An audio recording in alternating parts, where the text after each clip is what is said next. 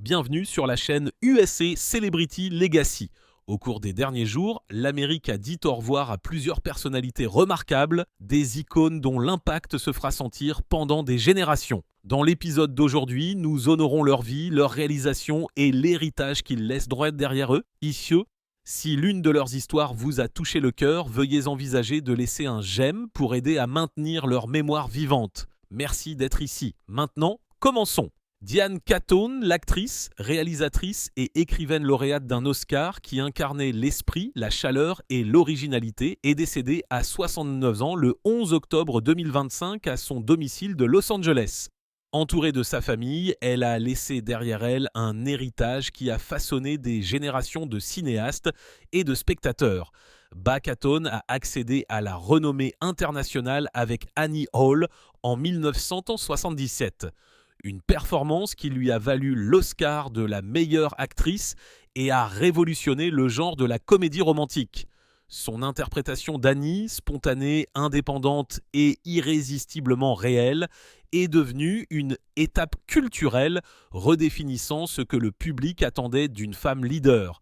Son style vestimentaire masculin, avec des chapeaux melons et des costumes surdimensionnés, est rapidement devenu synonyme d'authenticité et de confiance.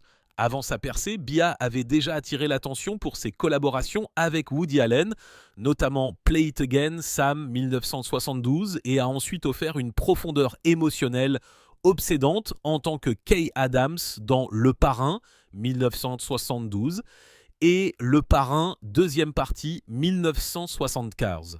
Elle a repris le rôle dans Le Parrain, troisième partie, 1990, ajoutant de la complexité à un personnage pris entre l'amour et la moralité.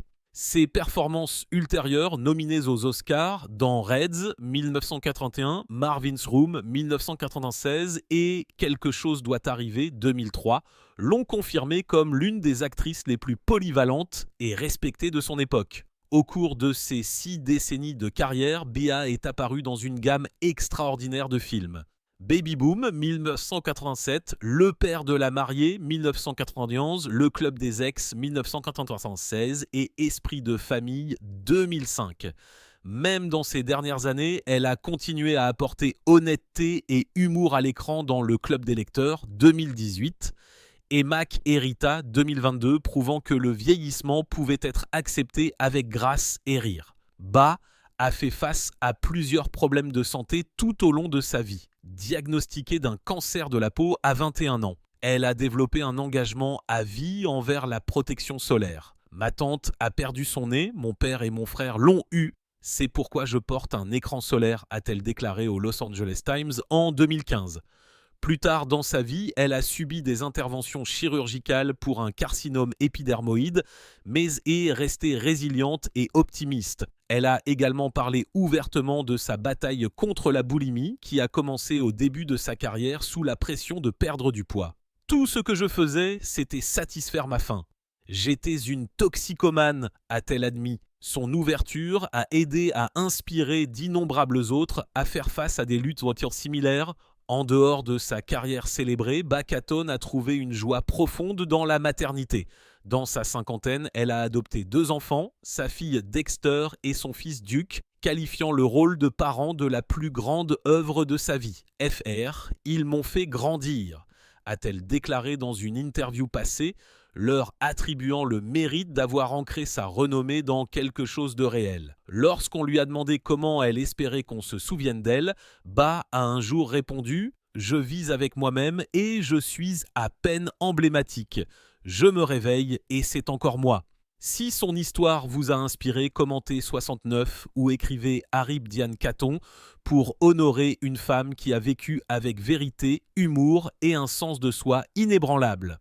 Sandy Alomar Sr., ancien joueur de la Ligue majeure de baseball, entraîneur et mentor respecté pour des générations d'athlètes, est décédé le 13 octobre 2025 à l'âge de 41 ans. Né le 19 octobre 1943 à Selena, Porto Rico, Alomar faisait partie de l'une des familles les plus accomplies du baseball. Il a fait ses débuts en MLB en 1964 avec les Braves de Milwaukee et a continué à jouer pendant plus de 15 saisons notamment avec les Angels de Californie et les White Sox de Chicago. Connu pour ses instincts défensifs pointus et sa présence constante au deuxième but, il a été sélectionné 2 fois comme étoile et a acquis la réputation d'être l'un des joueurs de champ intérieur les plus fiables de son époque.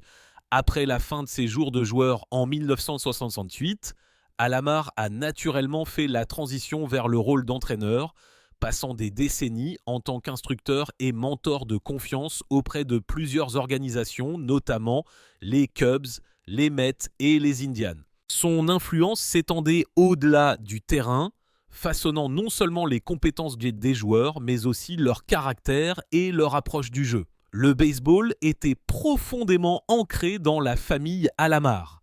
Ses fils Sandy Jr. et Roberto sont tous deux devenus des étoiles de la MLB, perpétuant l'héritage de la passion et de la discipline de leur père. On se souviendra de Sandy Alomar Sr. comme d'un pionnier de Porto Rico, un pont entre les générations de joueurs et un homme dont l'amour du jeu ne s'est jamais éteint. Pour honorer sa vie, les fans peuvent écrire RIP Sandy Alomar Sr. ou commenter 431, l'âge d'un passionné de baseball, dont l'impact continuera de résonner dans le sport auquel il a consacré sa vie. Jimmy Shaw, l'acteur américain qui est devenu un visage familier à la télévision espagnole, est décédé le 11 octobre 2025 à l'âge de 59 ans. Shaw s'est d'abord fait connaître pour son rôle de Matthew dans la comédie de longue date Laetitia Avicenna, où son humour pince sans rire et son charme naturel ont fait de lui un favori des téléspectateurs. Son interprétation, marquée par la discrétion et l'esprit, a apporté un équilibre à l'ensemble énergique de la série et lui a valu un respect discret dans toute la communauté du divertissement espagnol. Pendant plus de 2 décennies dans l'industrie, Shaw a travaillé dans des productions espagnoles et internationales, notamment El Ministerio d'Elo et A Perfect Day. Sa maîtrise des 2 langues et son talent adaptable l'ont aidé à naviguer dans 2 mondes créatifs, établissant des ponts entre le jeu d'acteur formé à Hollywood et la narration européenne. Ses collègues l'ont décrit comme professionnel, réfléchi et généreux envers les jeunes interprètes. Né le 3 juin 1966 à Los Angeles, Shaw a commencé au théâtre avant de déménager à Madrid où il a bâti sa carrière et sa maison. Il recherchait rarement la célébrité, préférant les rôles qui le mettaient au défi et les collaborations qui l'inspiraient. On se souviendra de Jimmy Shaw comme d'un artiste qui a prouvé que la sincérité à l'écran transcende la langue et la culture. Si son travail vous a déjà fait sourire ou vous a incité à la réflexion, prenez un moment pour l'honorer. Commentez 59, son âge, ou écrivez RIP Jimmy Shaw en souvenir d'une vie consacrée à l'art de la narration. Jane Goodall, une primatologue, éthologue et anthropologue pionnière, dont le travail a transformé la compréhension de l'humanité envers les animaux et nous-mêmes, est décédée le 1er octobre 2025. Elle avait 91 ans. Goodall a commencé ses recherches en 1960 au parc national de Gombe Stream en Tanzanie, où elle a documenté des chimpanzés utilisant des outils, chassant et affichant des vies émotionnelles complexes. Ces observations révolutionnaires ont renversé des hypothèses de longue date sur la frontière entre les humains et les autres primates et ont fait d'elle l'une des scientifiques les plus influentes du XXe siècle. Son travail a remodelé la primatologie, l'anthropologie et l'étude du comportement lui-même. Au-delà du terrain, Goodall est devenue une défenseur mondiale de la conservation et de l'éducation. En 1977, elle a fondé le Jane Goodall Institute, qui soutient la recherche et les programmes de conservation communautaire. Elle a ensuite lancé Roots and Shoots, un réseau international de jeunes qui promeut l'action environnementale et humanitaire dans plus de 60 pays. FRC Livres, ses conférences et son plaidoyer infatigable ont fait d'elle l'une des voix les plus reconnaissables dans la lutte pour protéger la planète. Née à Londres en 1934, Goodall a montré une fascination pour les animaux dès sa petite enfance. Elle a ensuite obtenu un doctorat en éthologie de l'université de Cambridge, l'un des rares jamais décernés à une personne sans diplôme de premier cycle. Malgré sa renommée, elle était connue pour être modeste et profondément attachée à sa mission, passant souvent plus de 300 jours par an à voyager pour diffuser son message de conservation et d'espoir. Jane Goodall laisse derrière elle un héritage qui mêle science, compassion et activisme. Ses découvertes ont changé à jamais la façon dont le monde voit les animaux, tandis que son plaidoyer a incité des générations à protéger le monde naturel. Commentait 91, son âge, où écrivait RIP Jane Goodall, pour honorer une scientifique et militante qui a redéfini la relation de l'humanité avec la nature. Sœur Jean, l'aumônière chérie de l'équipe masculine de basketball de l'université Loyola de Chicago et un emblème durable de foi et d'optimisme, est décédée le 9 octobre 2025. Elle avait 106 ans. Née Jean Dolores Schmidt le 21 août 1919 à San Francisco.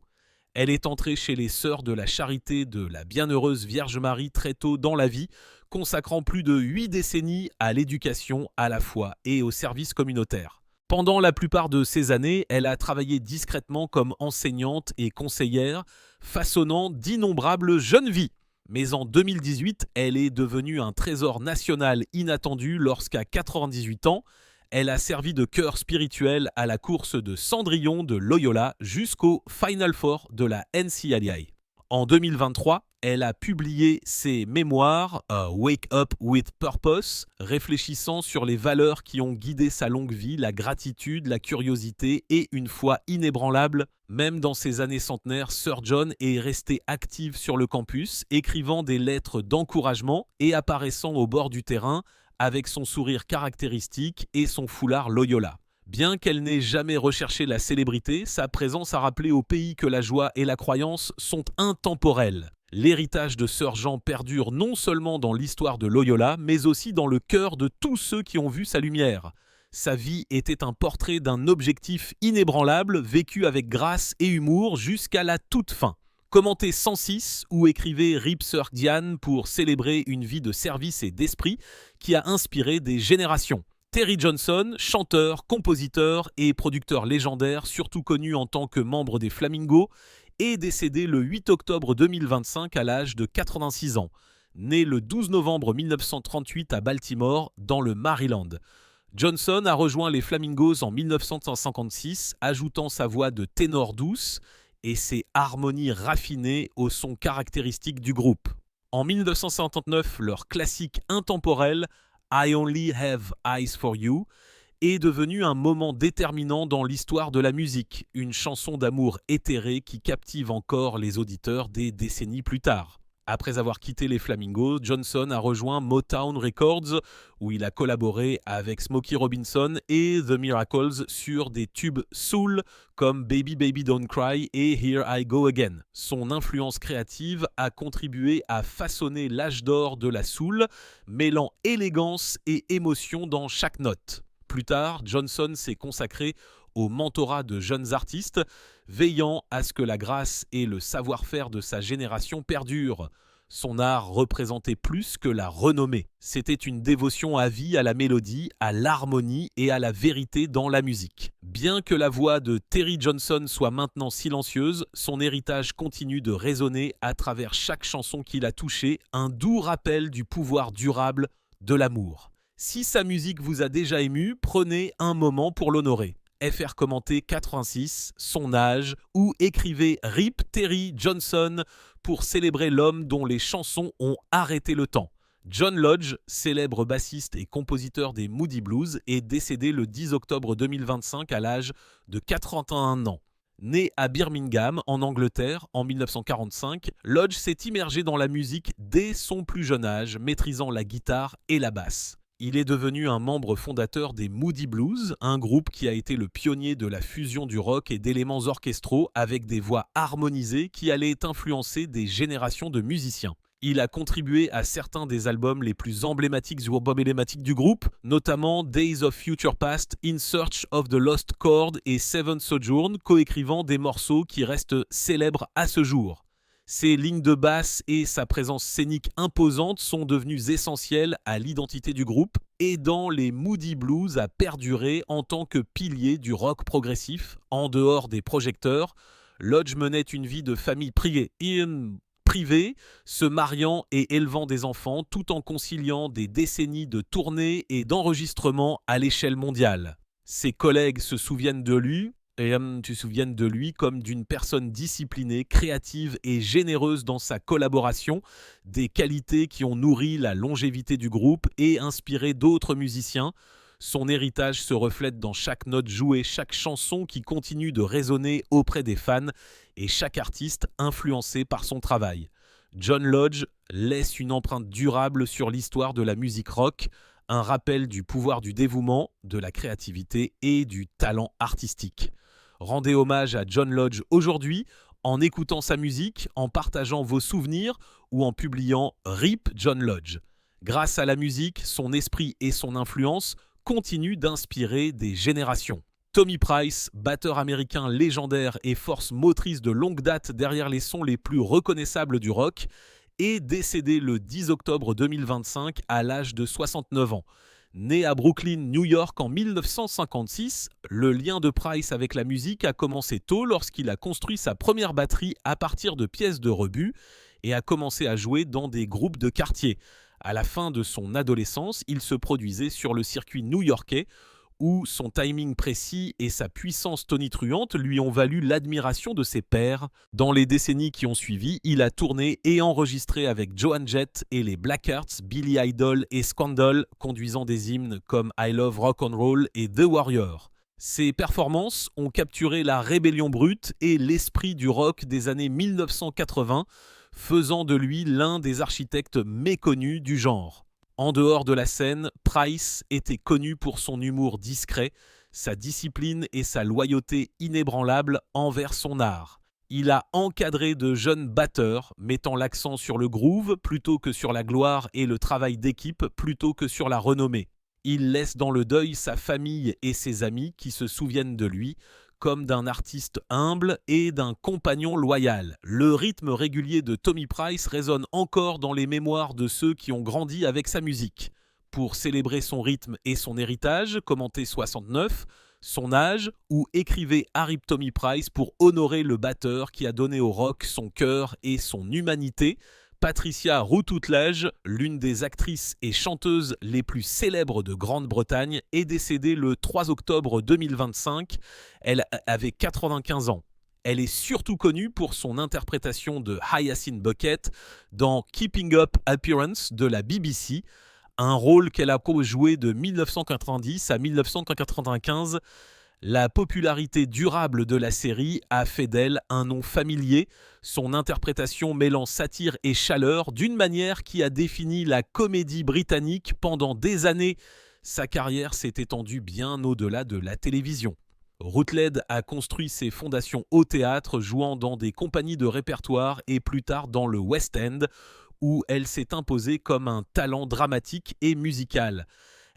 En 1968, son rôle dans Darling of the Day lui a valu le Tony Award de la meilleure actrice dans une comédie musicale, cimentant sa place des deux côtés de l'Atlantique. Plus tard, elle a élargi son travail télévisuel avec Eddie Wayne Investigates, montrant au public une nouvelle dimension de son talent artistique. Née à Birkenhead en 1929, elle a mené une vie personnelle tranquille, mais est restée dévouée à la scène et à la promotion de jeunes talents. Ses collègues la décrivaient fréquemment comme généreuse, disciplinée et profondément professionnelle.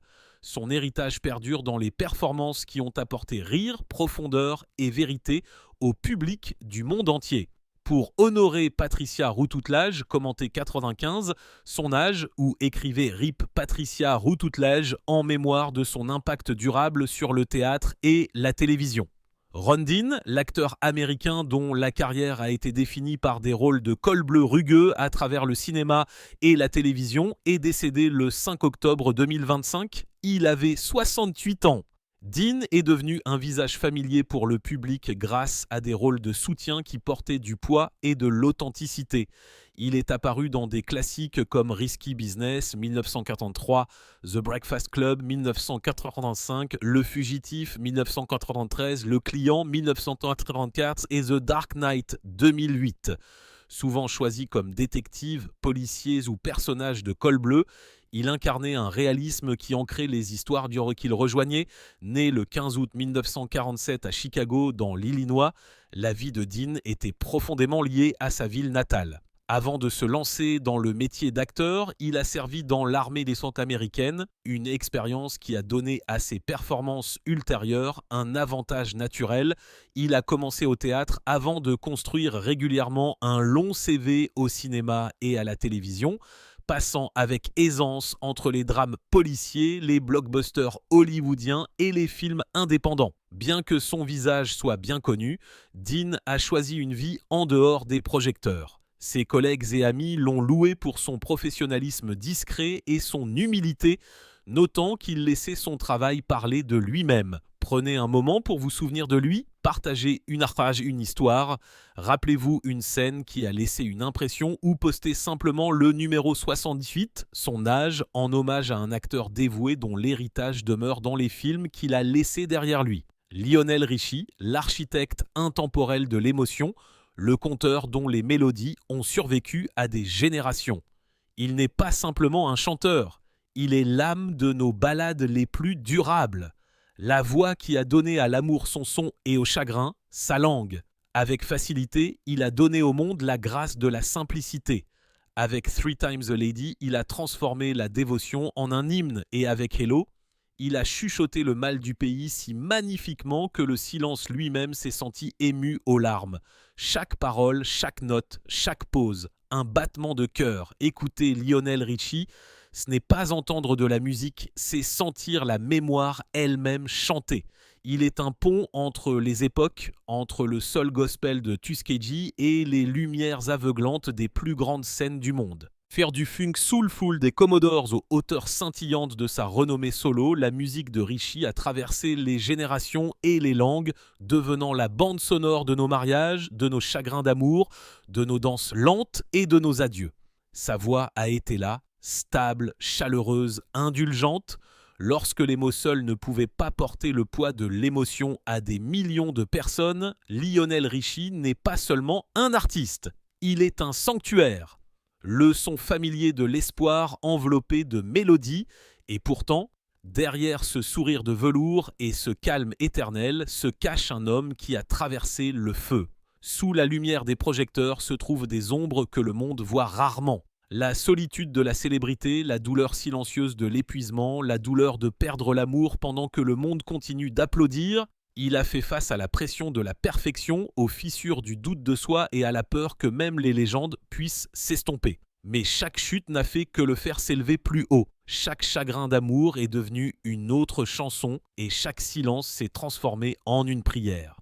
Sa vie, comme sa voix, porte à la fois force et tristesse, un rappel que la beauté naît souvent de la douleur. Des routes poussiéreuses de l'Alabama aux arènes les plus brillantes de la planète, l'histoire de Lionel Richie n'est pas seulement une question de succès. Il s'agit d'endurance, de réinvention et de foi. Le courage de continuer à créer de la beauté, même lorsque le monde cesse d'écouter. Il est le poète de notre humanité, la preuve que la sincérité ne se démode jamais.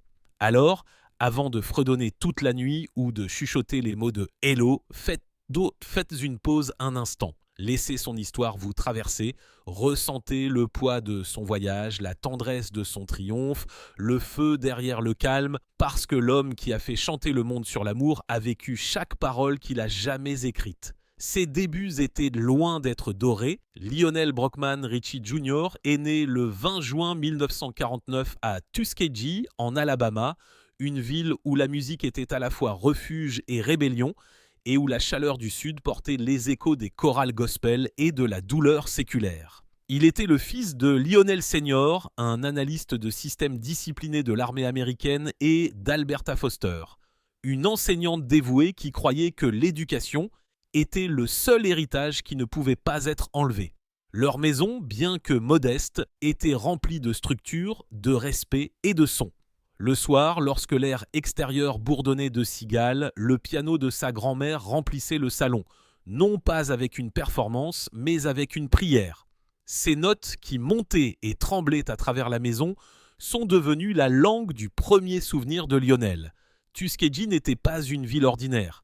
C'était un endroit où l'histoire respirait. Le foyer des Tuskegee Airmen, la célèbre université fondée par Booker T. Washington, est un sanctuaire de fierté pour les familles noires déterminées à réécrire leur place en Amérique. FR, pourtant, même dans son éclat, des ombres persistaient. La ségrégation traçait des lignes invisibles à travers les quartiers et les écoles, des lignes qu'un jeune Lionel ne pouvait s'empêcher de remarquer. Il se rappellerait plus tard comment il avait appris la dignité en regardant ceux qui l'entouraient la porter à travers les indignités quotidiennes. Chaque sermon du dimanche, chaque hymne chuchoté portait une leçon, que la force n'était pas forte et que la grâce pouvait exister même là où la justice n'existait pas. Dans ce monde de contradictions, la première enseignante de Lionel était sa grand-mère, Adelaide. Une pianiste d'église avec une foi austère et un cœur tendre, elle lui a appris non seulement à jouer, mais aussi à ressentir. Elle l'a assis sur le banc en bois usé et lui a dit « Ne tape pas seulement sur les touches, bébé, parle-leur ». Sa musique était une prière, son piano une chair. De là, Lionel a hérité non seulement de ses premières leçons de mélodie, mais aussi d'empathie, la compréhension que la musique n'était pas une question de son, il s'agissait de vérité. C'est ces soirées à ses côtés, lorsque le gospel remplissait l'air et que la nuit sentait le pain et la pluie d'été, sont devenues la forge tranquille où son âme a commencé à prendre forme. Ses parents, tous deux instruits et disciplinés, attendaient la grandeur, mais offraient peu d'indulgence. L'Alabama des années 1950 n'était pas tendre avec les rêveurs, surtout les jeunes garçons noirs. Le monde extérieur à leur foyer lui rappelait constamment qu'il était censé connaître sa place. Mais les parents de Lionel ont insisté sur le fait que sa place serait partout où son talent le mènerait. Lorsqu'il n'était pas à l'école, il était à l'église en train de chanter dans la chorale ou de se laisser aller à la rêverie alors que l'orgue tonnait à travers les hymnes. La musique est devenue son évasion, un moyen de donner un sens à un monde divisé par la peau, mais uni par la chanson. À la Tuskegee High School, Lionel a commencé à trouver son rythme. Il était le plus silencieux, poli, observateur, portant toujours un air sous son souffle. Les enseignants ont vu un esprit vif, mais c'est sa voix qui a vraiment attiré l'attention. Lors des événements scolaires, il se portait volontaire pour chanter, souvent timidement au début, mais quand il le faisait, la pièce changeait. Il ne comprenait pas encore le pouvoir de ce silence entre les notes, celui qui maintient un public immobile, mais il le ressentait. Et ce sentiment, ce bref moment de connexion, était suffisant pour le pousser à le poursuivre. Lorsqu'il est entré au Tuskegee Institute, aujourd'hui Tuskegee University, sa vie a commencé à s'étendre au-delà des limites de la petite ville. Le campus était vivant d'idées, d'activisme et d'ambition. Les étudiants marchaient avec la confiance d'une génération déterminée à changer le monde. Lionel s'est d'abord spécialisé en économie, imaginant une vie pratique. FR met son piano de chambre d'étudiant ébréché, mal accordé, souvent entouré d'amis, l'a attiré ailleurs. Là, entre les séances d'études et les rires tard dans la nuit, la musique a commencé à appeler plus fort que la raison. Il a rejoint un petit groupe de campus appelé The Mystics. Leurs instruments étaient empruntés, leurs concerts n'étaient pas payés, mais leur passion était féroce. Ils ont joué des fêtes de fraternité, des bars locaux et des événements religieux où la foule n'écoutait pas seulement, elle ressentait. Plus tard, ce petit groupe allait devenir les Commodores, l'un des plus grands groupes de funk et de soul des années 1970. Mais lors de ses premières nuits, Lionel n'était qu'un jeune homme apprenant à traduire les sentiments en mélodie, façonnant l'émotion en quelque chose qui pouvait être entendu et mémorisé. En dehors des projecteurs de Tuskegee, l'Amérique brûlait. Marche, boycott et un mouvement exigeant l'égalité. Ces jours l'ont façonné aussi profondément que n'importe quelle mélodie ne pourrait jamais le faire. Il a été témoin de l'injustice non pas comme des manchettes, mais comme une réalité quotidienne. La tension entre l'espoir et les difficultés est devenue le pouls sous sa musique. Des décennies plus tard, lorsqu'il a écrit des chansons sur l'amour, la compassion et la connexion, elle portait le poids silencieux de quelqu'un qui avait vu avec quelle facilité le monde pouvait se diviser et à quel point il était essentiel de le chanter à nouveau ensemble. Tuskegee a tout donné à Lionel Richie. Son éducation, sa boussole morale, son groupe et le son qui un jour ferait que le monde s'arrête et écoute. Mais cela lui a aussi donné quelque chose de plus profond. Une compréhension que la grandeur ne croit pas dans le confort, mais dans la contradiction. Que la beauté naît lorsque la lutte rencontre la grâce. Et ainsi, avant de devenir l'homme qui a demandé au monde bonjour, il n'était qu'un garçon assis au piano de sa grand-mère dans une petite ville de l'Alabama, chuchotant aux touches et rêvant d'un son qui pourrait un jour faire sentir au monde ce qu'il savait déjà. Que même dans l'obscurité, il y a toujours une chanson qui attend d'être chantée.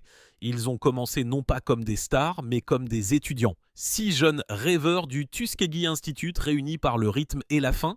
C'était en 1968, une année de tourmente et de transformation en Amérique, lorsque la musique est devenue à la fois évasion et protestation. Sur ce campus historique, 2 petits groupes de Mystics et de Jays ont fusionné en un seul, choisissant leur nom par hasard dans un dictionnaire, les Commodores. Cela sonnait fort, digne, sans prétention, un nom parfait pour un groupe qui allait bientôt redéfinir la musique soul. Au début, ils n'étaient qu'un groupe universitaire jouant des fêtes de fraternité, des spectacles de talent et des clubs enfumés de l'Alabama où les haut-parleurs crépitaient et le public était assez proche pour être touché. Ils portaient des costumes dépareillés, portaient des instruments d'occasion et répétaient jusqu'au lever du soleil dans de minuscules chambres d'étudiants où l'ambition noyait la fatigue. Parmi eux se trouvait Lionel Richie, grand, doux et silencieusement magnétique. Il n'était pas le plus bruyant ou le plus tape à l'œil, mais quand il ouvrait la bouche pour chanter, la pièce changeait. Sa voix était du velours liquide, lisse mais lancinant, retenu mais infini. Lionel avait quelque chose que les autres ne comprenaient pas encore. FR la capacité de transformer le sentiment en langage. Alors que ses camarades de groupe poursuivaient le punch du funk, il était attiré par la mélodie, par la douce douleur qui vivait entre les notes. Il a commencé à écrire des chansons en secret, griffonnant des paroles sur des serviettes, des cahiers et le dos d'enveloppe. Lorsqu'il les a finalement partagées, le groupe a su qu'il avait trouvé son compteur. En 1971, les Commodores avaient quitté les scènes des campus pour assurer la première partie des Jackson 5, électrisant le public avec un mélange de funk, entraîné par les cuivres, et de 12 ballades soul. La même année, le destin a frappé à la porte. Motown Records, le label de rêve pour tous les jeunes musiciens noirs, les a signés après une seule audition. Ils ont fait leur valise pour Los Angeles, entrant dans l'orbite des légendes. Stevie Wonder, Marvin Gaye, Diana Ross. Pour 6 garçons de l'Alabama, c'était comme entrer au paradis avec des mains calleuses. Leurs premiers albums ont été explosifs. Machine Gun 1964 crépitait d'énergie. Du funk pur et non filtré qui annonçait un nouveau son.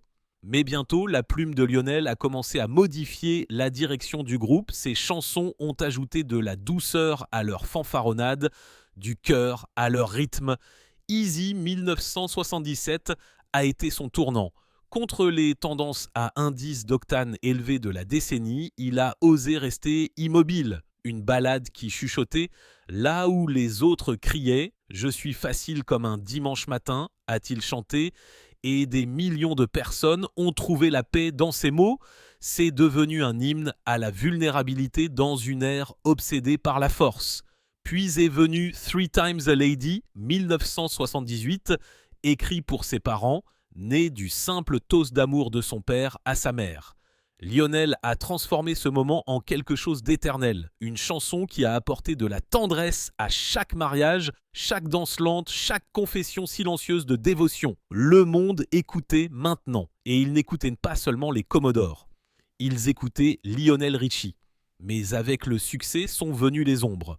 Le groupe, autrefois des frères en harmonie, a commencé à ressentir la pression de la renommée. Les puristes du funk du groupe voulaient garder les cuivres flamboyants et faire danser les foules. Alors que l'écriture de chansons de Lionel tirait vers l'introspection et la mélodie, l'équilibre qui avait autrefois été leur force était maintenant leur champ de bataille. Nous étions 6 âmes à la poursuite d'un seul rêve, Lionel se souviendrait plus tard. Jusqu'à ce que ce rêve commence à nous tirer dans des directions différentes. Alors que les dirigeants de Motown se penchaient sur le son plus doux de Lionel, les tensions créatives se sont approfondies. FR, les succès se sont encore envolés, le doux amour portait ses empreintes digitales, sa voix, son cœur. Chaque numéro 1 a élevé le groupe plus haut, mais l'a également isolé davantage. Le public voulait la romance, la douceur, la vérité émotionnelle que seul Lionel semblait capable de livrer. Lentement, inévitablement, il est devenu le visage des Commodores, le nom dont les gens se souviennent en premier. En 1969, la plume de Lionel n'était plus confinée au groupe. Il a écrit Lady pour Kenny Rogers, un succès croisé qui a mélangé la chaleur country à la sincérité soul et s'est vendu à des millions d'exemplaires dans le monde entier. C'était la preuve de quelque chose d'indéniable. Son talent ne pouvait pas être contenu. Il pouvait écrire pour n'importe qui, chanter n'importe quoi et faire en sorte que le monde le ressente. Au sein des Commodores, la réalisation a été douloureuse mais claire. Lionel dépassait le groupe qu'il avait enfanté. Le lien qui avait autrefois été une fraternité était maintenant lourd de tensions non dites. Les répétitions sont devenues plus silencieuses, les tournées plus froides, les rires plus rares. Le garçon qui était autrefois assis à un piano de campus, rêvant d'harmonie, se tenait maintenant devant des arènes remplies de milliers de personnes, mais se sentait plus seul que jamais. En 1941, Lionel a pris la décision qu'il avait longtemps évitée. Avec gratitude et chagrin d'amour entrelacés, il s'est éloigné des Commodores pour commencer son voyage en solo. Ce n'était pas de la rébellion, c'était une nécessité. Il avait donné au groupe ses chansons, sa voix, sa jeunesse. Maintenant, il devait donner au monde sa vérité. Le départ était à la fois une fin et un éveil. Les Commodores ont continué, mais quelque chose d'essentiel avait disparu. Cette âme lyrique que Lionel avait versée dans chaque ligne. Pendant ce temps, il se tenait au bord d'un nouvel horizon, ne sachant pas que son prochain chapitre ferait de lui l'un des auteurs-compositeurs les plus aimés du siècle. Des dortoirs de Tuskegee aux salles dorées de Motown, Lionel Richie s'était transformé d'un étudiant timide de l'Alabama en un homme qui pouvait faire ressentir le monde entier. Les Commodores avaient été son creuset, l'endroit où le funk rencontrait la foi et où un poète apprenait à faire écouter le monde. Et bien que les lumières du groupe finiraient par s'éteindre, la voix née de leur rythme, la voix de Lionel Richie, ne faisait que commencer à briller. Lorsque Lionel Richie a finalement quitté les Commodores en 1981, ce n'était pas une rébellion, c'était une libération. Après plus d'une décennie à construire des harmonies avec 5 autres voix, il avait besoin d'entendre la sienne. FR La Renommée l'avait rendu visible, mais pas entier. La même plume qui avait donné au monde Easy, Still et Three Times a Lady brûlait d'envie d'écrire quelque chose de plus intime, quelque chose qui ressemblait à la liberté. Pourtant, partir n'était pas si simple. Il avait construit son identité au sein du groupe. Leur rire, leurs disputes, leur fraternité.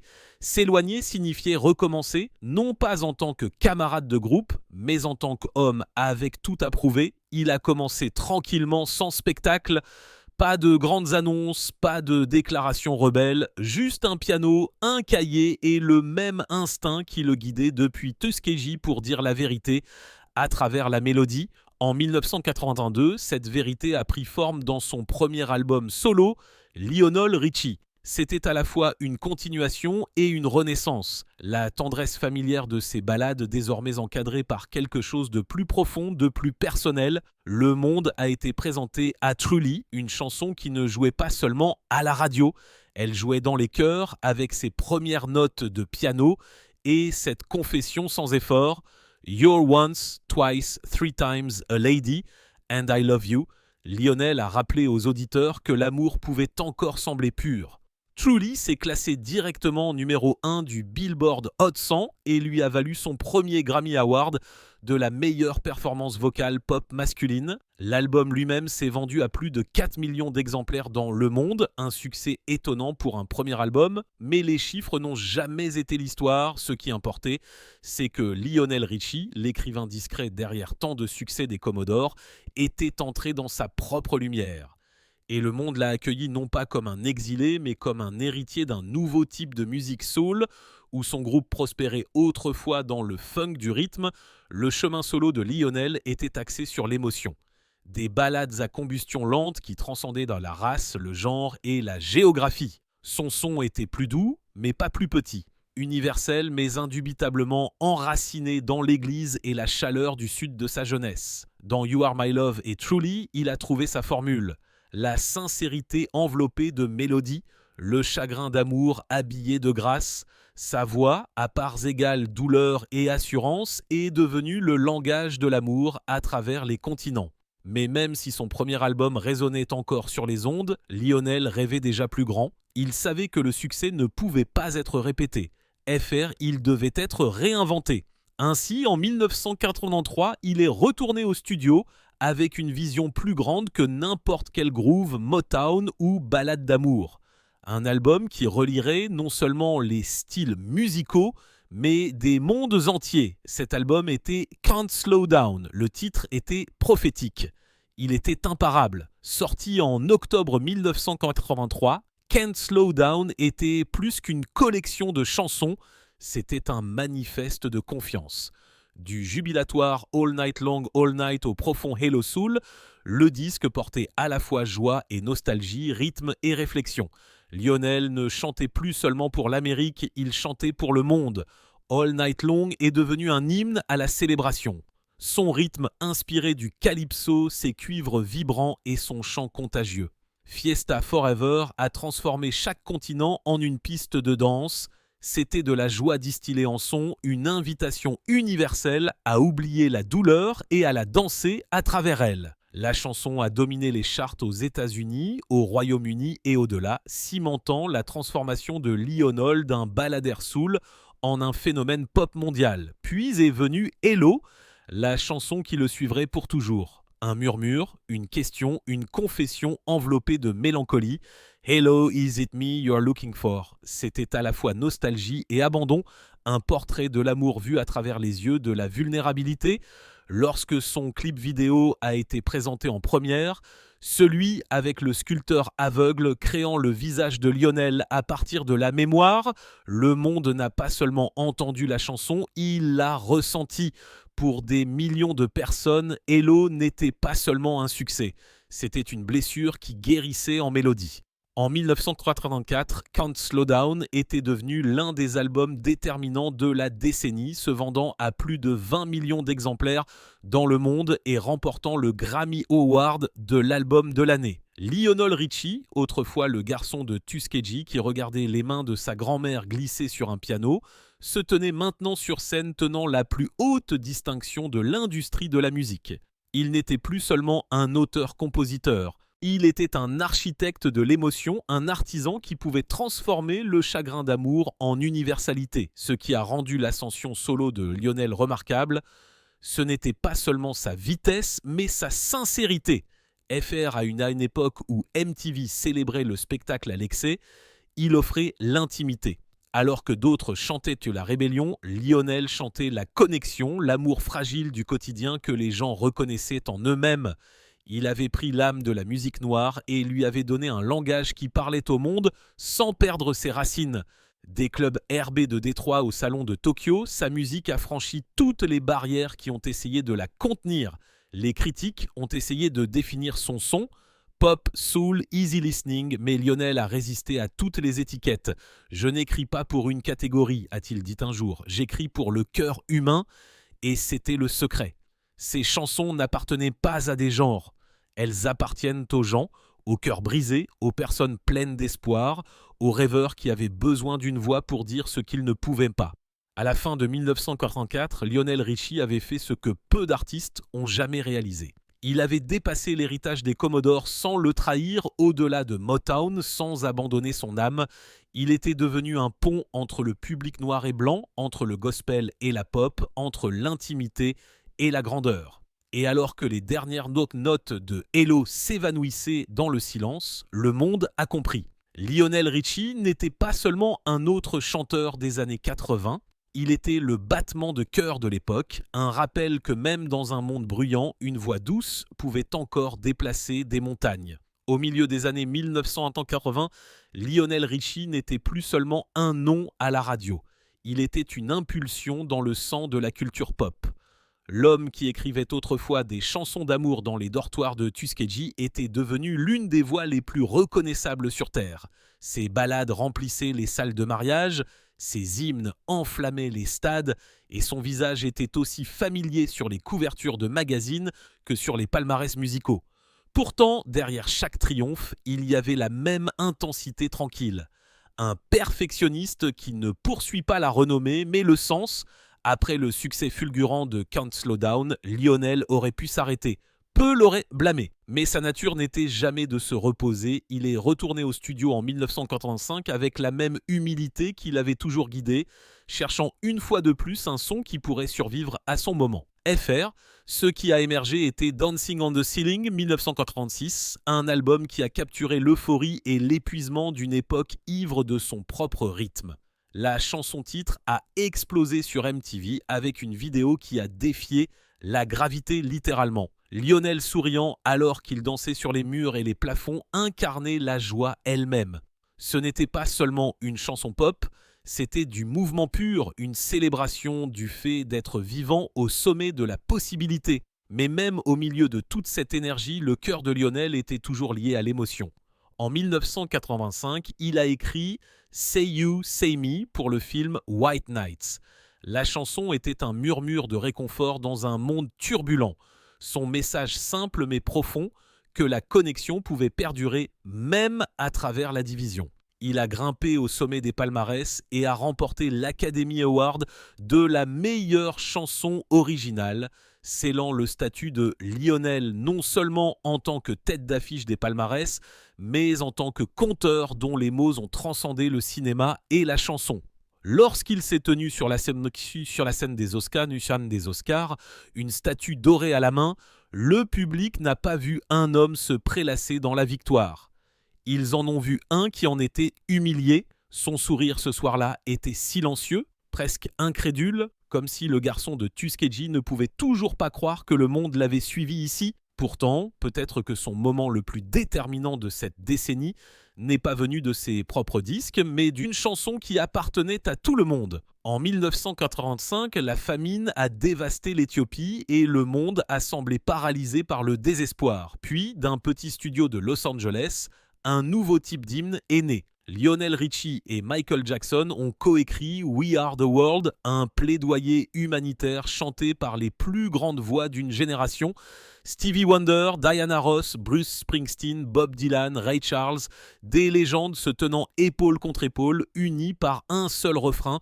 La main directrice de Lionel a façonné le message de la chanson. Empathie, espoir, unité. Lors de sa sortie, elle n'a pas seulement dominé les charts, elle a changé l'histoire, amassant plus de 60 millions de dollars pour les secours en cas de famine. À ce moment-là, Lionel n'était plus seulement un artiste. Il était un architecte de la compassion, la preuve que la musique pouvait guérir aussi bien que divertir. Lorsque les caméras ont balayé la pièce pendant la séance d'enregistrement, il s'est tenu au centre, non pas en commandant, mais en se connectant. C'est sa présence calme qui a maintenu le chaos ensemble, sa conviction que la mélodie pouvait être une forme de miséricorde. « We are the world » ont-ils chanté, et pendant un bref instant doré, il l'était vraiment. FR, les années 1980 ont appartenu à Lionel Richie. Il était partout. Dans les salles de bal, dans les salons, dans tous les coins du monde où les gens dansaient, pleuraient ou tombaient amoureux, ces chansons étaient plus que des succès, c'était des rituels. Hello, All Night Long, Stuck on You, Penny Lover, Say You, Say Me, chacune un chapitre différent de la même histoire humaine. Les critiques l'ont appelé le maître du sentiment. Les fans l'ont appelé la voix de leur cœur, à une époque définie par l'excès. Il a donné à la sincérité une bande sonore, mais la renommée mondiale s'accompagne de son propre danger tranquille. Avec chaque disque vendu, chaque concert rempli, les attentes sont devenues plus lourdes. L'industrie exigeait non seulement le succès, mais des miracles. Un autre succès, une autre réinvention, une autre raison pour le monde de continuer à regarder. Lionel ne se contentait plus de rivaliser avec les autres, il était en compétition avec sa propre légende. L'homme qui écrivait autrefois des chansons dans la solitude voyait maintenant chacun de ses mouvements scrutés par 1 million d'yeux. Derrière les paillettes et les applaudissements, la fatigue a commencé à chuchoter. Il avouera plus tard que le poids de la perfection constante commençait à lui devenir insupportable. Le sourire joyeux que le monde adorait masquait parfois des nuits blanches et la douleur de l'épuisement créatif. « Vous ne pouvez pas vivre au sommet éternellement », a-t-il avoué des années plus tard. Mais quand vous êtes beau là, vous passez chaque jour à avoir peur de tomber. Pourtant, même sous cette pression, son talent artistique n'a jamais faibli. Lionel n'a pas poursuivi les tendances, il les a définies. Son mélange de soul, de pop et de chaleur gospel est devenu le modèle pour toute une génération de chanteurs qui ont suivi. Babyface, Whitney Houston, Luther Vandross et d'innombrables autres qui ont porté des échos de sa tendresse dans leur propre musique. Il avait prouvé que la vulnérabilité pouvait se vendre, que la sincérité pouvait remplir des arènes, que les chansons d'amour pouvaient encore avoir de l'importance dans un monde cynique. À la fin de la décennie, Lionel Richie n'était pas seulement un musicien. Il était un symbole culturel, le visage d'une époque où l'émotion, la mélodie et l'espoir s'entremêlaient. FR, il avait conquis toutes les saucènes, tous les charts, tous les cœurs qui étaient prêts à écouter. Mais alors même que les applaudissements tonnaient et que les trophées brillaient, quelque part au fond de lui, Lionel a commencé à ressentir un tremblement silencieux, le faible son du silence approchant. Parce que derrière chaque sommet éblouissant, il y a toujours l'ombre de la descente. Et pour Lionel, cette ombre était plus proche que quiconque aurait pu l'imaginer. À la fin des années 1980, Lionel Richie se tenait à un sommet que peu d'artistes atteignent. Et pourtant, de cette hauteur, l'air s'est raréfié. La voix qui avait autrefois porté la chaleur des dimanches matins,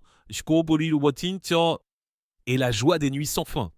Les nuits sans fin tremblaient maintenant sous un poids invisible. Après avoir conquis les charts, remporté des Grammys et s'être tenu aux côtés de légendes pour chanter pour l'humanité elle-même, il s'est retrouvé à fixer le silence. Un silence qu'il n'avait pas connu depuis Tuskegee. Les applaudissements étaient encore forts, mais à l'intérieur, l'écho s'estompait. Son troisième album solo Dancing on the Ceiling 1936 avait été un énorme succès commercial, se vendant à plus de 4 millions d'exemplaires aux États-Unis seulement. Mais quelque chose en Lionel avait changé. Sous les chœurs jubilatoires et les synthés brillants, il y avait de l'épuisement. Le monde de la musique était en train de changer. De nouveaux sons émergeaient, des bords plus durs, des visages plus jeunes, des rythmes frais. MTV, autrefois son allié, se tournait vers le flash et la rébellion. La sincérité douce qui avait autrefois défini Lionel Richie semblait maintenant en décalage avec une décennie ivre de vitesse et de spectacle. Pire encore, son corps a commencé à le trahir. Des années de tournées constantes, de nuits blanches et de pression pour offrir la perfection ont fait des ravages. Sa voix, l'instrument qui avait construit des empires, a commencé à faiblir. Ce qui aurait dû être une brève tension s'est transformé en une crise plus profonde. Il a annulé des sauts spectacles, s'est retiré des projecteurs et a essayé de guérir. Mais la guérison a été lente. Pour un homme dont l'identité était construite autour du chant, le silence ressemblait à une gomme à effacer. En privé, Lionel a lutté contre l'épuisement professionnel. La renommée, autrefois exaltante, était devenue isolante. Il était entouré de gens, mais seul en lui-même. Chaque conversation était filtrée par le prisme de l'attente. Des amis de ses années Commodore l'ont vu aussi. FR, ils appelaient, se remémoraient et lui rappelaient des temps plus simples. Les jours où la musique n'était que joie, pas obligation. Il les aimait toujours, mais quelque chose entre eux avait changé à jamais. L'innocence qui les liait autrefois avait été remplacée par la distance, le succès et la lente érosion des rêves partagés. La tension créative avait toujours fait partie de son histoire, mais maintenant elle s'est approfondie en paralysie. Chaque nouveau projet ressemblait à un risque, chaque nouvelle mélodie comme une question à laquelle il ne pouvait plus répondre. Devait-il poursuivre les tendances de l'époque, les rythmes lourds de batterie de la pop émergente, la précision électronique de la synthwave, ou rester fidèle à la chaleur organique qui l'avait défini? Il a expérimenté en studio à la recherche d'un équilibre, mais rien ne semblait juste. Plus il essayait de plaire à tout le monde, plus il se déconnectait de lui-même. Dans les coulisses, sa vie personnelle se désagrégeait également. Son mariage avec Brenda Harvey, son amour d'université et sa gestionnaire de longue date avaient résisté à l'ascension de sa renommée, mais pas à ses conséquences. Les pressions de la séparation constante, de l'examen public et de la fatigue émotionnelle ont commencé à fracturer leur union. Ce qui avait autrefois été un partenariat basé sur des rêves partagés s'est transformé en un partenariat obscurci par le ressentiment et la douleur. En 1988, les gros titres ont commencé à chuchoter ce que les fans craignaient, que les chansons d'amour parfaites qu'il a écrites ne reflétaient plus sa propre vie. Le chagrin d'amour était réel et il était public. Pour la première fois de sa carrière, Lionel Richie a commencé à se retirer, il a cessé de sortir de nouveaux albums. Les interviews sont devenues rares. Les caméras qui l'adoraient autrefois semblaient maintenant envahissantes. Lorsqu'on lui demandait où il était allé, il répondait simplement « chez moi ». Mais chez lui, même dans sa beauté tranquille, n'offrait pas de réponse facile. Il s'occupait de son jardin, rendait visite à sa famille à Tuskegee et s'asseyait pendant des heures au piano sans jouer une seule note. C'était comme si la musique elle-même s'était tue en lui. La fin des années 1981 a été une période de transformation, non seulement pour Lionel, mais aussi pour le monde dont il avait aidé à créer la bande sonore. L'âge d'or des ballades soul pop s'estompait, remplacé par un nouveau paysage musical dominé par le hip-hop, le glam metal et la précision numérique. Pour un homme qui avait bâti sa carrière sur l'émotion et la narration intemporelle, c'était déroutant. Vous passez toute votre vie à apprendre à grimper, a-t-il dit un jour. Mais personne ne vous apprend quoi faire lorsque vous atteignez le sommet. Et pourtant, même en retraite, l'influence de Lionel a refusé de s'estomper. Des artistes de tout genre, des chanteurs R&B au groupe pop, ont continué de s'inspirer de sa chaleur, de sa précision mélodique, de son humanité. FR, ces chansons sont restées des incontournables des mariages, des incontournables de la radio, des bouées de sauvetage émotionnel. Le monde a continué d'écouter même lorsqu'il n'avait rien de nouveau à dire. Pourtant, en lui, le conflit s'est intensifié. Le désir de se reposer et la peur d'être oublié. C'était un homme pris entre deux chapitres. Trop accompli pour revenir au début, trop blessé pour continuer, les qualités mêmes qui l'ont rendu grand, la sensibilité, le perfectionnisme, l'empathie menaçaient maintenant de le défaire. Sa carrière avait été construite sur la connexion, mais il ne pouvait plus la ressentir. À la fin de la décennie, Lionel Richie, autrefois l'architecte imparable des chansons d'amour, s'est retrouvé face aux mêmes questions qui l'avaient hanté dans sa jeunesse. Qui suis-je sans la musique ? Et que reste-t-il lorsque les projecteurs s'éteignent ? La réponse ne viendrait pas rapidement. Mais quelque part dans ce silence, dans les longues nuits de réflexion, dans la solitude que la renommée lui avait volée, les graines du renouveau ont commencé à prendre racine. Parce que Lionel Richie avait déjà été abattu auparavant, il savait que même dans le silence, le cœur bat toujours et que tôt ou tard, tout véritable artiste doit retrouver le chemin de la chanson. Lorsque Lionel Richie est finalement retourné en studio au milieu des années 1990, le monde qu'il avait autrefois dominé avait changé au-delà de toute reconnaissance. Les ballades chatoyantes et les arrangements luxuriants des années 1980 avaient cédé la place au grunge, au hip-hop et au rythme R&B qui pulsaient avec un nouveau type de feu. Les palmarès n'appartenaient plus à la mélodie, ils appartenaient à l'attitude. Pour beaucoup de ses contemporains, ce changement a marqué une fin. Mais pour Lionel, c'est devenu un défi, un murmure dans l'obscurité qui disait « Tu as encore quelque chose à chanter ». Il était resté silencieux pendant près d'une décennie. Les pertes de la renommée, les blessures de l'amour, l'épuisement de la perfection, tout cela l'avait dépouillé de quelque chose de brut, presque fragile, mais la musique ne l'avait jamais complètement abandonné. Elle a attendu patiemment comme un vieil ami assis tranquillement au piano jusqu'à ce qu'il soit prêt à revenir. Ce moment est venu en 1996 avec Louder Than Words. L'album n'était pas un retour triomphal, c'était une confession. Collaborant avec de jeunes producteurs et écrivains, Lionel a cherché à relier les générations, à fusionner sa chaleur classique avec le pouls du R&B moderne. FR des morceaux comme Don't Want to Lose You et Ordinary Girl portait sa tendresse familière. Mais il y avait aussi un nouvel avantage, une maturité façonnée par le silence et la survie. Les critiques l'ont qualifié de prudent, les fans l'ont qualifié de courageux. Ce n'était pas le Lionel des années 80, c'était un homme renaissant à travers l'humilité, prêt à s'adapter sans abandonner son âme. Louder Than Words, c'était moi qui retrouvais ma voix, a-t-il dit plus tard. Pas la voix que tout le monde attendait, celle avec laquelle je pouvais vivre. L'album a grimpé modestement dans les palmarès, se vendant à plus de 2 millions d'exemplaires dans le monde entier. Mais sa vraie valeur était émotionnelle, pas commerciale. Il a prouvé qu'il pouvait encore créer, encore se connecter, encore compter. Les années qui ont suivi ont été une période de recherche musicale, spirituelle et personnelle. Il a sorti Time 1998, Renaissance 2000, Coming Home 2006 et Just Go 2009. Chaque disque reflétait un aspect différent de son voyage. Time était introspectif, imprégné de nostalgie et de douces réflexions. Renaissance visait à réintroduire Lionel à une nouvelle génération en l'associant à des producteurs contemporains et à des sons du monde entier. Coming Home l'a rapproché de ses racines herbées avec des grooves lisses et des paroles confessionnelles.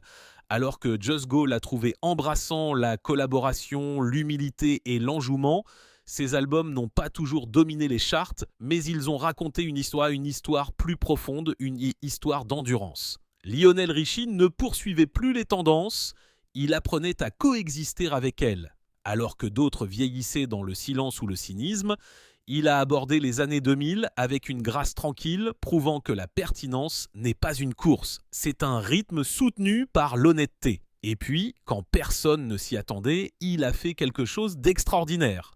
En 2012, Lionel Richie est revenu à ses débuts, non pas avec nostalgie, mais avec réinvention. L'album Tuskegee était à la fois un retour aux sources et une révélation. Nommé d'après la ville de l'Alabama où il est né, il a réimaginé ses plus grands succès sous forme de duo country mettant en vedette des artistes comme Willie Nelson, Kenny Chesney, Shania Twain et Blake Shelton. Sur le papier, c'était un risque, dans l'esprit, c'était de la poésie pure. Chaque chanson, Hello, Stuck on You, Say Me, Endless Love, a été dépouillée, adoucie, renaissant à travers des guitares en acier et lames du Sud. Le résultat était à couper le souffle. FR, ce qui a commencé comme une expérience, est devenu un phénomène. Tuskegee a fait ses débuts au numéro 1 du Billboard 200, son premier album en tête des palmarès en plus de 25 ans, et s'est vendu à plus d'1 million d'exemplaires aux États-Unis seulement. Ce n'était pas seulement un succès, c'était une justification. Pour Lionel, Tuskegee ne consistait pas à récupérer le passé, il s'agissait de prouver que ses chansons étaient intemporelles. Qu'elles soient jouées sur un piano à queue ou une guitare acoustique usée, elles portaient toujours le même battement de cœur. L'amour, la perte et la douce sagesse de quelqu'un qui avait vécu les deux. Ces chansons font partie de qui je suis, a-t-il dit doucement. Elles appartiennent à tout le monde maintenant. Mais au-delà des chiffres et des récompenses, Tuskegee symbolisait quelque chose de plus profond. La réconciliation entre l'homme qu'il était et l'artiste qu'il était devenu, entre le monde qu'il avait autrefois laissé derrière lui et celui qui l'accueillait maintenant chez lui. Pendant des décennies, Lionel Richie avait été défini par une perfection lisse, par des mélodies trop propres pour être meurtries. Avec Tuskegee, il a permis à l'imperfection de briller, une fissure dans la voix, un rire tremblant, un moment de calme entre les lignes. C'était humain et cette humanité l'a rendu sacré. Le succès de Tuskegee n'a pas seulement restauré la carrière de Lionel Richie, il a restauré la foi dans le pouvoir durable de la sincérité. Dans un siècle obsédé par la nouveauté, il a rappelé au monde qu'une chanson, lorsqu'elle naît de la vérité, ne vieillit jamais vraiment. Les fans de country l'ont embrassé.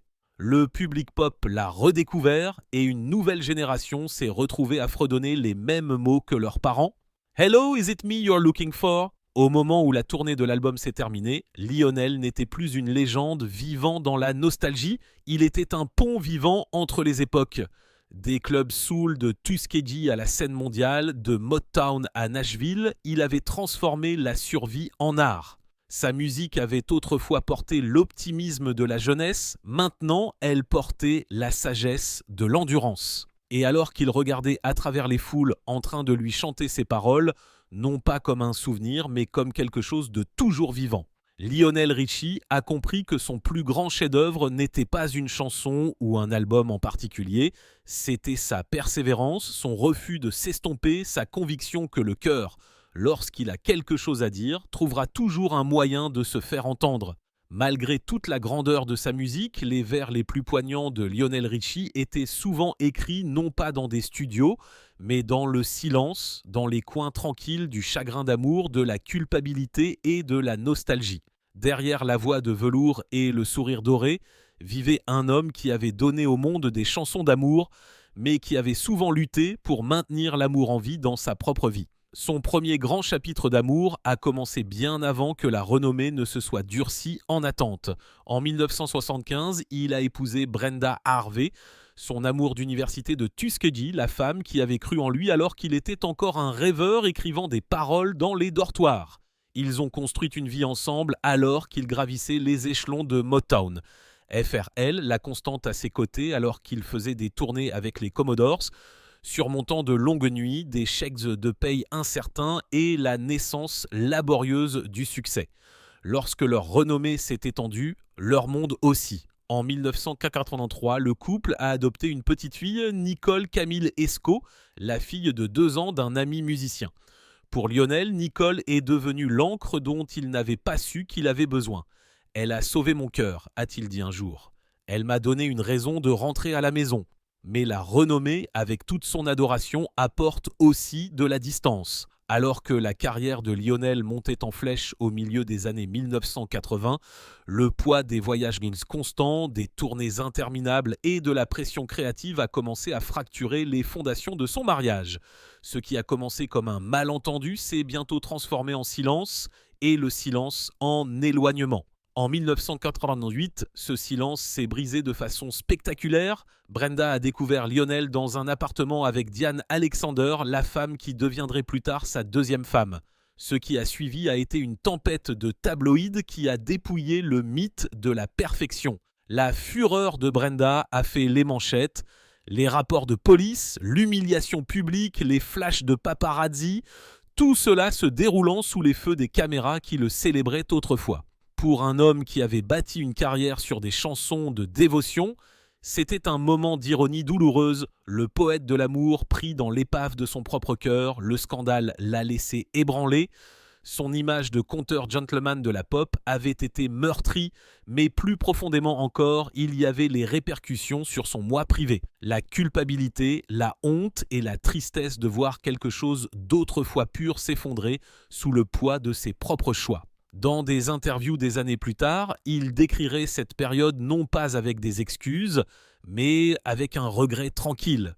Vous apprenez que la renommée ne protège pas l'amour, elle le teste, a-t-il admis. Le divorce a été finalisé en 1993, mettant fin à un chapitre qui avait commencé avec une promesse et s'était terminé par l'épuisement. 2 ans plus tard, Lionel a épousé Diane Alexander, la femme au centre de cette tempête.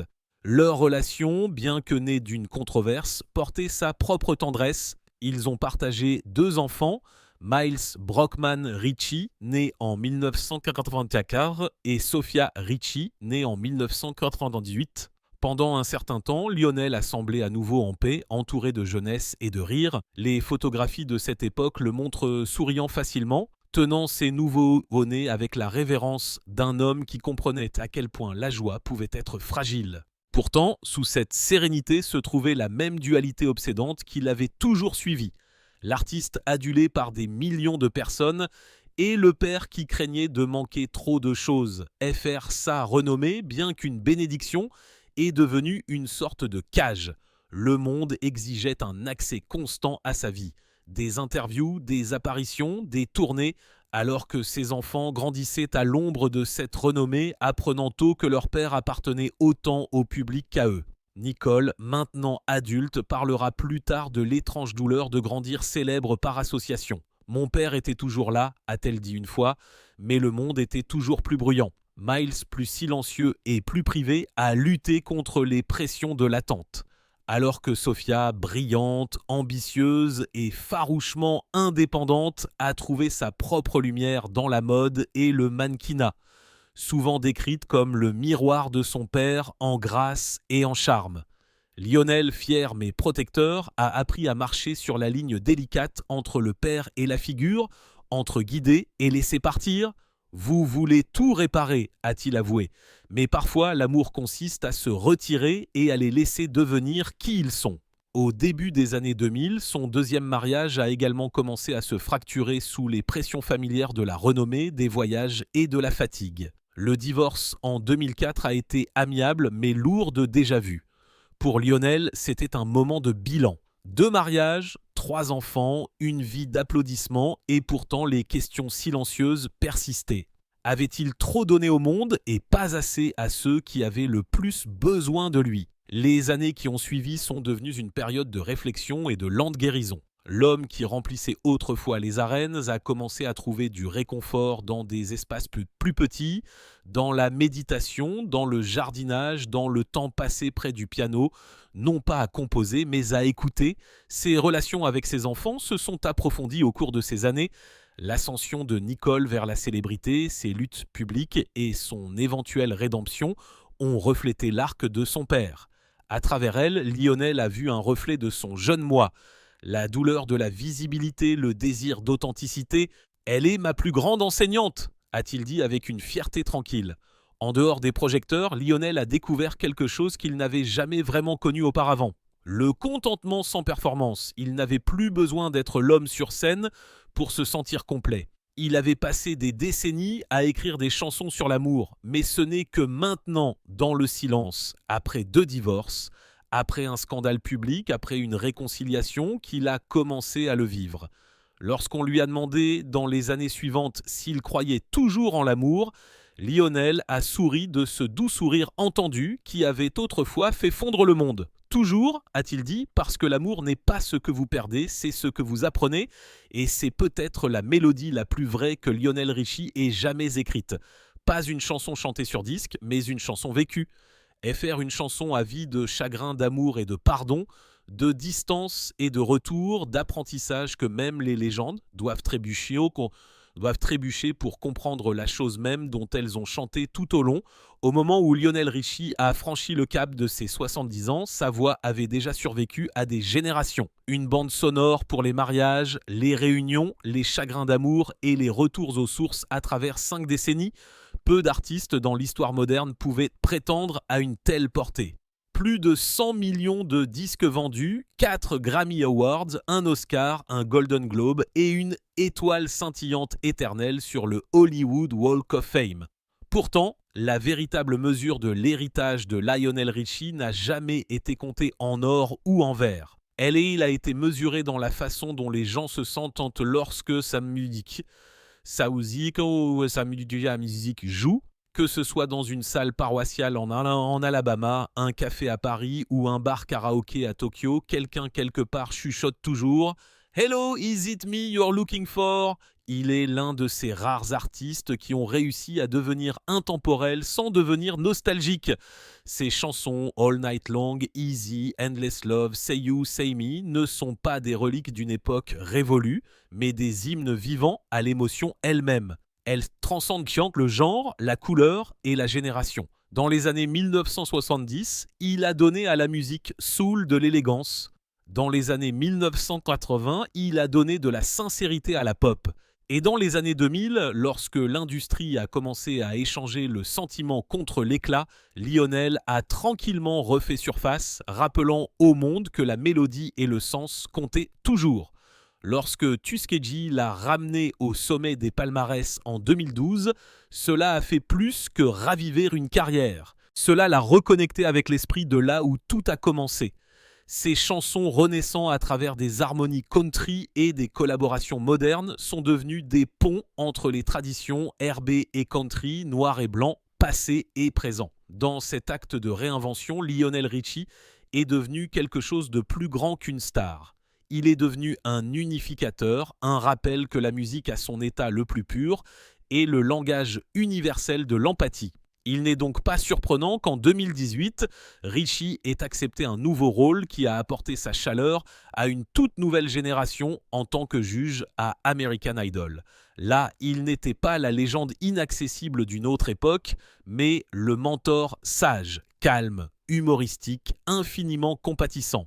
Il a parlé non pas de la renommée, mais de l'âme, exhortant les jeunes artistes à trouver la vérité avant le succès.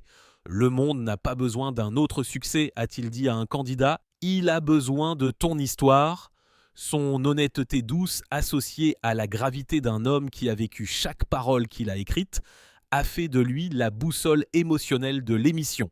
Pour de nombreux jeunes chanteurs, un signe de tête de Lionel Richie signifiait quelque chose de plus grand que n'importe quel trophée. Cela signifiait la validation d'un homme dont la musique avait déjà survécu à l'épreuve du temps. Pourtant, même si la télévision le présentait à nouveau à des millions de personnes, Lionel n'a jamais abandonné les causes qui avaient défini son côté le plus calme.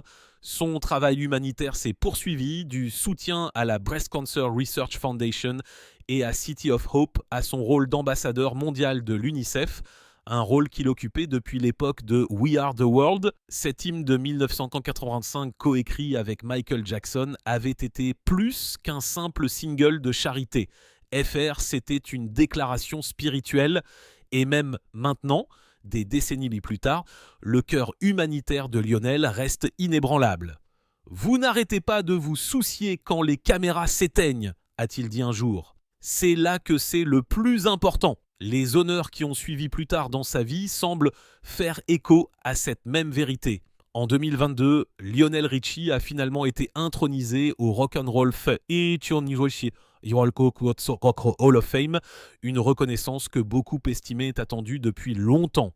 Le moment était moins un couronnement qu'une confirmation que son influence n'avait jamais appartenu à un seul style, une seule décennie ou un seul public. Son discours d'acceptation était du pur Richie, humble, humoristique et réfléchi. « Je suis ici parce que quelqu'un a cru en mes chansons », a-t-il dit, sa voix tremblant légèrement. Si ma musique a aidé quelqu'un à passer à travers la nuit, alors c'est ma récompense. Pour ceux qui étudient l'architecture de la musique populaire, l'empreinte de Lionel est partout. Des ballades infusées de soul d'artistes comme John Legend et Alicia Keys, à la narration fluide d'Ed Sheeran ou de Bruno Mars, sa fusion de paroles sincères, de mélodies et de thèmes universels a construit le modèle de la sincérité pop contemporaine. Et pourtant, contrairement à tant d'icônes, il porte son influence avec légèreté. Il ne donne pas de leçons, il se contente de montrer l'exemple. Gracieux, ancré et toujours conscient que la renommée est éphémère, mais que la gentillesse perdure. Même à l'ère du streaming, où les algorithmes dictent ce que le cœur doit ressentir, Lionel Richie reste insensible à l'obsolescence. Ses chansons prospèrent non pas à cause de la nostalgie, mais parce qu'elles parlent toujours des choses qui ne changent jamais. L'amour, la perte, la foi et les petits miracles de l'endurance. Les jeunes auditeurs le découvrent sur des listes de lecture organisées par des algorithmes. Les fans plus âgés le redécouvrent lors de spectacles en direct où 3 générations chantent le même refrain à l'unisson. Peu d'artistes ont comblé ce fossé avec autant de facilité. Aujourd'hui, alors que les lumières de l'industrie continuent de tourner plus vite que jamais, Lionel Richie se distingue non pas comme une relique, mais comme un pilier. L'œuvre de sa vie est devenue une sorte de sanctuaire pour ceux qui ont soif de vérité dans un monde bruyant. Dans chaque parole qu'il a écrite persiste le même message. Que la douceur n'est pas une faiblesse, que l'émotion n'est pas démodée et que l'amour dans toute sa fragile et tenace beauté mérite toujours une mélodie. Il a dit un jour, à moitié en plaisantant, que je dis bonjour depuis 50 ans. Le secret est que je n'ai jamais cessé d'écouter. Et c'est peut-être l'essence de la grandeur de Lionel Richie. Il écoute le temps, la douleur, la joie, le changement, et en quelque sorte, il transforme tout cela en chansons. Maintenant bien entré dans les années 2020, avec des tournées qui se vendent toujours à guichets fermés et sa voix qui porte toujours l'éclat du souvenir, l'héritage de Lionel Richie n'est plus seulement musical. Il est humain. C'est la preuve que la sincérité peut survivre à la renommée, que la gentillesse peut survivre aux applaudissements et que même à l'ère du bruit, une seule note vraie chantée avec cœur peut encore faire taire le monde. Même à l'ère du streaming, où les algorithmes dictent ce que le cœur doit ressentir, Lionel Richie reste insensible à l'obsolescence. Ses chansons prospèrent non pas à cause de la nostalgie, mais parce qu'elles parlent toujours des choses qui ne changent jamais. L'amour, la perte, la foi et les petits miracles de l'endurance. Les jeunes auditeurs le découvrent sur des listes de lecture organisées par des algorithmes. Les fans plus âgés le redécouvrent lors de spectacles en direct où 3 générations chantent le même refrain à l'unisson. Peu d'artistes ont comblé ce fossé avec autant de facilité. Aujourd'hui, alors que les lumières de l'industrie continuent de tourner plus vite que jamais, Lionel Richie se distingue, non pas comme une relique, mais comme un pilier. L'œuvre de sa vie est devenue une sorte de sanctuaire pour ceux qui ont soif de vérité dans un monde bruyant. Dans chaque parole qu'il a écrite persiste le même message. Que la douceur n'est pas une faiblesse, que l'émotion n'est pas démodée et que l'amour dans toute sa fragile et tenace beauté mérite toujours une mélodie. Il a dit un jour à moitié en plaisantant que je dis bonjour depuis 50 ans. Le secret est que je n'arrête jamais d'écouter. Et c'est peut-être l'essence de la grandeur de Lionel Richie. Il écoute le temps, la douleur, la joie, le changement, et en quelque sorte, il transforme tout cela en chanson. Maintenant bien entré dans les années 2020, avec des tournées qui se vendent toujours à guichet fermé et sa voix qui porte toujours l'éclat du souvenir, l'héritage de Lionel Richie n'est plus seulement musical, il est humain. C'est la preuve que la sincérité peut survivre à la renommée, que la gentillesse peut survivre aux applaudissements et que même à l'ère du bruit, une seule note vraie chantée avec cœur peut encore faire taire le monde. Même maintenant, à 75 ans, Lionel Richie refuse de rester immobile. Le temps a gravé des lignes sur son visage, mais n'a pas une seule fois atténué l'éclat dans ses yeux. Cette lumière incomparable d'un homme qui continue de se développer. Pendant un demi-siècle, le monde l'a vu évoluer. Du rêveur de Tuskegee au maestro de Motown, du dieu de la pop au mentor, du survivant du chagrin d'amour à la légende vivante. Pourtant, si vous demandez à Lionel, il vous dira que l'histoire n'est pas terminée. Je suis toujours en train d'écrire The Bridge, a-t-il dit récemment, avec ce sourire familier. La chanson n'est pas encore terminée. En 2025, il sortira son autobiographie tant attendue, une réflexion profondément personnelle sur le chemin qu'il a mené de la petite ville de l'Alabama à la célébrité mondiale à travers le chagrin, le scandale, le pardon et la grâce. Le livre, selon les initiés, sera moins un mémoire qu'une méditation, en partie confession, en partie lettre d'amour, à la musique qui l'a sauvé encore et encore. Il s'agit de ce qui se passe après les applaudissements, a-t-il laissé entendre dans une interview. C'est alors que la vraie histoire commence. Pour les fans qui ont suivi chaque parole de son voyage, il promet non seulement des révélations, mais aussi la vérité. La même humanité sans retenue qui a toujours donné à sa voix l'impression d'être chez elle. Et la scène l'appelle toujours. Ces dernières années, Lionel a continué à tourner en Europe, en Asie et aux États-Unis, remplissant des arènes avec des générations qui viennent non seulement l'écouter chanter, mais aussi se souvenir. Ces spectacles en direct ressemblent moins à des concerts qu'à des réunions. Des foules se balancent ensemble sous le même refrain, la preuve que la musique peut vieillir sans s'estomper. FR, même les jeunes artistes qui partagent l'affiche avec lui admettent que se produire à ses côtés, c'est comme se tenir au soleil. Il vous fait sentir vu. L'un d'eux a dit « Il ne vous éclipse pas, il vous élève, loin des projecteurs. » Sa vie s'est adoucie en quelque chose de plus tranquille et de plus délibéré. Il passe ses matinées à se promener dans son jardin à Beverly Hills, à soigner les roses et à siroter du café avant que le chaos des interviews et des répétitions ne commence. Il est devenu méticuleux quant à sa santé, le yoga, la méditation et la gratitude étant des rituels quotidiens. Vous apprenez, dit-il, que le succès est facile à poursuivre, mais difficile à survivre. La paix. C'est ça, le vrai succès.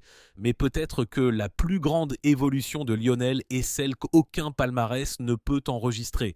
La transformation d'artiste à aîné, de chanteur à sage, son message aujourd'hui porte moins sur la renommée que sur la foi, en l'amour, en la résilience, en la possibilité de nouveaux départs, même lorsque vous pensez les avoir tous vécus. L'astuce, a-t-il dit à un journaliste, n'est pas de rester jeune, c'est de rester curieux.